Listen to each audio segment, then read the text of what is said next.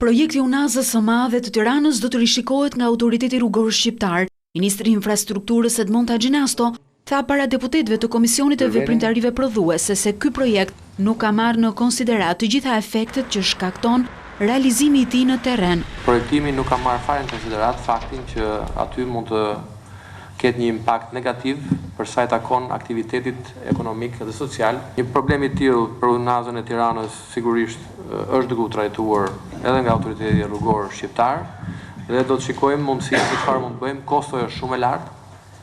Kosto shkon mbi $10 milion. Duke folur për buxhetin e vitit të ardhshëm, ministri tha se prioritet edhe në 2015-ën do të jetë financimi i projekteve të nisura më parë. Aktualisht ne kemi financuar 76 kantiere, të cilat në fakt do të vazhdojnë të financohen edhe në vitet e ardhshme dhe vetëm 15 për tyre do përfundojnë në vitin e ardhshëm. Pra do të kemi një numër relativisht shumë të lartë të kantiereve të hapura, të cilat sigurisht nuk është se janë pa kosto të përkatëse, sepse janë kosto që ne dimë për mirëmbajtjen e tyre. Gjatë vitit të ardhshëm, paralelisht me realizimin e investimeve në infrastrukturë, 20 të konsiderueshëm do të zërë edhe investimi në sinjalistik.